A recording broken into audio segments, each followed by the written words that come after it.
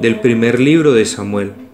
En aquellos días, después de la comida en Silo, mientras el sacerdote Elí estaba sentado en su silla junto a la puerta del templo del Señor, Ana se levantó y desconsolada rezó al Señor, deshaciéndose en lágrimas, e hizo este voto: Señor de los ejércitos, si te dignas mirar la aflicción de tu esclava, si te acuerdas de mí y no me olvidas, si me concedes un hijo varón, se lo ofreceré al Señor para toda la vida, y la navaja no pasará por su cabeza. Mientras repetía su oración al Señor, Elí la observaba. Ana hablaba para sus adentros, movía los labios sin que se oyera su voz. Elí, creyendo que estaba borracha, le dijo: ¿Hasta cuándo vas a seguir borracha? Devuelve el vino que has bebido. Ana respondió: No es eso, Señor, no he bebido vino ni licores. Lo que pasa es que estoy afligida y me desahogo con el Señor. No me tengas por una mujer perdida, que hasta ahora he hablado movida por mi gran desazón y pesadumbre. Entonces dijo Elí: Vete en paz, que el Señor, Dios de Israel, te conceda lo que has pedido. Y ella respondió: Que tu sierva halle gracia ante ti. La mujer se marchó, comió y se transformó su semblante. A la mañana siguiente madrugaron, adoraron al Señor y se volvieron. Llegados a su casa de Ramá, Elcaná se unió a su mujer Ana, y el Señor se acordó de ella. Ana concibió, dio a luz un hijo y le puso de nombre Samuel, diciendo: Al Señor se lo pedí. Palabra de Dios. Mi corazón se regocija por el Señor mi Salvador. Mi corazón se regocija por el Señor, mi poder se exalta por Dios. Mi boca se ríe de mis enemigos, porque gozo con tu salvación. Se rompen los arcos de los valientes, mientras los cobardes se ciñen de valor. Los hartos se contratan por el pan, mientras los hambrientos engordan. La mujer estéril da a luz 7 hijos, mientras la madre de muchos queda baldía. El Señor de la muerte y de la vida hunde en el abismo y levanta, de la pobreza y la riqueza, humilla y enaltece. Él levanta del polvo al desvalido, alza de la basura al pobre, para hacer que se sienta entre príncipes y que herede un trono de gloria. Mi corazón se regocija por el Señor mi Salvador. Del Santo Evangelio según San Marcos.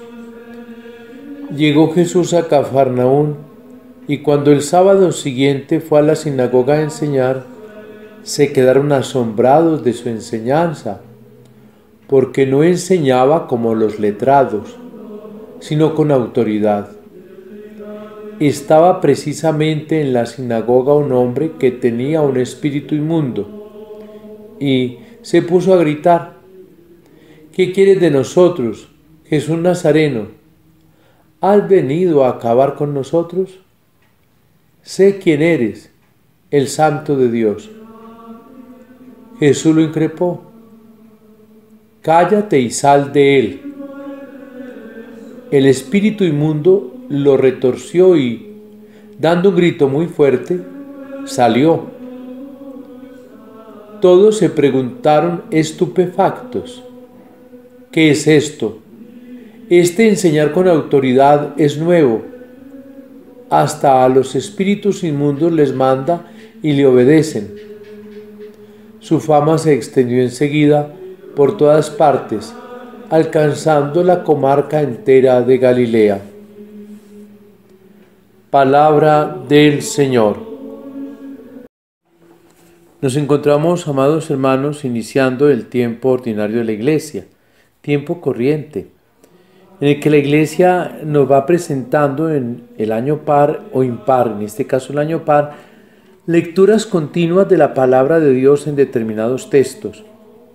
Iniciamos hoy la lectura del libro primero de Samuel, acompañado con el Evangelio según San Marcos. En la vida hay preocupaciones, siempre, en cada generación.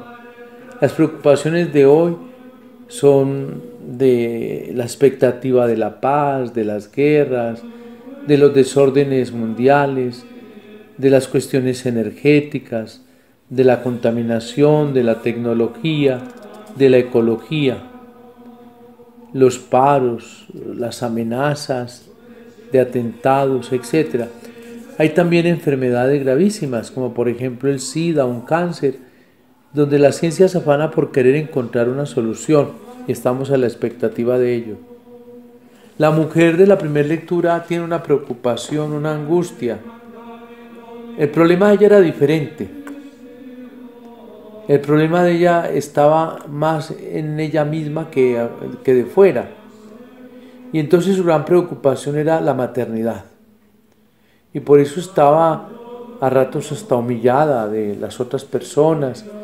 Quizás se sentía deprimida, frustrada, sufría. Y esto la llevó a confiarse en Dios de tal forma que su oración se notó como si estuviese ebria o borracha. Y ella explica que no. Se ha abandonado más bien en el Dios que hace las cosas imposibles, porque para Él nada hay imposible. Su oración fue escuchada. Ana es una prefiguración de María, y el nacimiento de Samuel es por el estilo del de Jesús. Es de gran admiración, y Ana consagra su hijo Samuel a Dios. Aquí tenemos pues lo que llamaríamos una prefiguración de Jesús, de ese Jesús que viene a enseñar con autoridad, como dice Marcos, y admira a la gente en su predicación. Recordemos que Marcos es sucinto, que los evangelistas no entran en determinados detalles de narración como hoy suele hacerse en las crónicas. Y él sencillamente, a grandes trazos de pluma de la época, de la tinta de la época, nos regala unos resúmenes de la vida de Jesús. Y esos resúmenes hoy nos muestran cómo Jesús comienza anunciando pues el reino, pero acompañándolo con la autoridad que Él coloca para enseñar. Y eso lo lleva al encuentro con un hombre que está endemoniado y Jesús lo libera. Una cosa queda clara, que el demonio conoce a Jesús. Sí, el demonio cree en Dios mejor que nosotros, porque él cree y tiembla, dice el apóstol. Nosotros no temblamos. Pero cuando la palabra se hace vida y eficaz, la palabra de Jesús interviene fuertemente en la historia del hombre. Liberó al endemoniado. Hermanos, Dios interviene en el mundo nuestro para poner remedio a los males. Pero también tenemos que dejarlo que Él intervenga. Y pidámosle a Él que intervenga para que sane tantos males nuestros. La tarea de Jesús es pues ser un profeta que anuncia la palabra y lo respalda con sus hechos, en este caso la liberación de un endemoniado. Un profeta le habla al mundo con el Espíritu de Dios, y los profetas lo hacen todo en el Evangelio y desde el Evangelio. Un profeta no se puede separar hoy del Evangelio.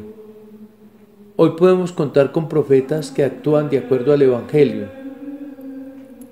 Los podemos buscar y los vamos a encontrar. Es verdad que son pocos, pero que los hay es verdad. No todo el que habla y se expresa fácilmente es profeta que está investido del Espíritu de Dios.